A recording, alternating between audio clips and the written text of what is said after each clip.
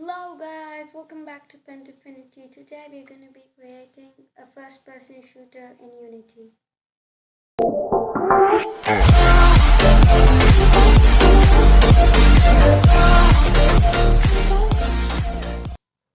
So you guys may be wondering, What? Bro, what are you talking about, man? so this is the difference between the first person and third person. So you guys might have played a lot of games, and so this is the third person perspective where you can see yourself, and this is the first person view. You're looking at the whole map by yourself in first person. So let's start off by creating a Unity project. Unity Hub. I'm gonna be naming my project creating FPS first person character. So you can save it wherever you want. Don't forget to check 3D there and just create. So Unity will load up our project. So today we are not going to be completing the aspects like the shooting functionalities and the rotation, but for this part, this video, we are going to be just making the input movements with the WASD. So we're not going to be doing something with guns and rotation with your mouse input, but we'll be doing all those later. But for today, we're going to be doing only the aspect of movements. So now what we're going to be doing is I'm going to be adding a 3D object, which is a cube for our terrain. Now I'll just close it to it, reset its transform, and just increase the scale of it to 50 in the X and 50 in the Z axis. You can just leave the Y as the same. So now we need a camera for our character, and as we're doing it in first person, we're not going to be using a 3D character, but to create a third person character, you can look at the tutorial given in the link below. So this is our camera for now, but we need some collision and a player. So for that, I'm going to be adding a new 3D object. I'll just name it LLP. No. Delete that. I'll be creating 3D object, a cube over here. I'm just resetting the transform. Go there and remove the cube mesh out of it. We do not need it for now. And instead of the box collider, we're going to be removing it. Add a capsule collider. Yeah, so that's our capsule collider for now. And I'm going to be increasing the size of that, the height a little bit more. Yeah, so that's like our first person character. But now we're going to, I'll be naming this player. Rename it to player. And now we're going to be making the main camera the child of player.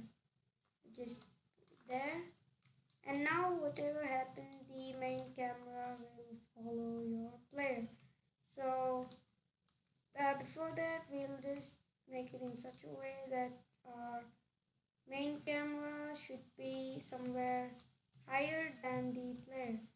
So player is here, and our main camera should be somewhere like near the player. So I'll just be selecting the player also. And as you see here, I will, instead of doing that, I'm going to be adding a normal capsule for this. So let's add mesh and just add a capsule for that, and increase the size, decrease the size of the collider, the height, just as much as this capsule here, and select the camera now. Lift it up. Just a second, take that. And so here the camera is like the eyes of the player. So now we're going to position it in the same way and take the player and let it come on the ground. I'm just gonna be checking off this, that's not really necessary. And yeah, we're pretty much done with our first person character, but we have not added movement functionalities to it. So for that, I'll just be adding a component that is going to be C#script, and I'll be naming it movement, or let's say player controller. So yeah, that's our player controller. Now I forgot player underscore controller. You just do that. Use script player controller, create and add it, and our script should be senior.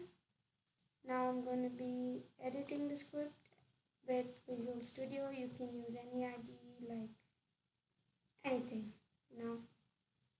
Now our Visual Studio is loading up.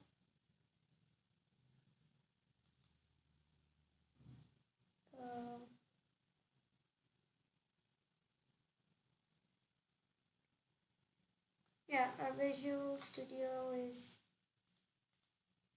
pretty much load up. Yeah, so our Visual Studio is here. Now we have to, we don't need to start for it now, for now. And the update word, I think you've seen me doing this in many videos. So yeah, if input dot get key equals to, oh no, key code dot, let's do it for W here, W, then we go forward. So transform dot translate, oh not this one, transform dot translate. Alright guys, as you've seen this in most of my videos, I'm going to be fast forwarding this a little bit. So yeah, but yet you can find the code. If you want the code, you can find it in the description. And yeah, so let's go.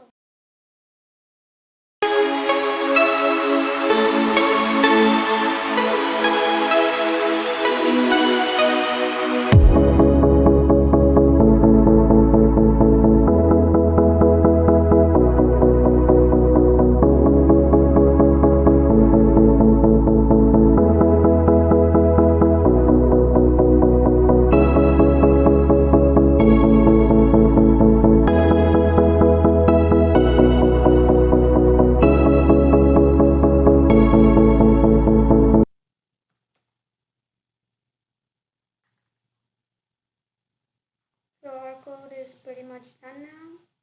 So now what I'm going to be doing is just hit save all and going back to Unity.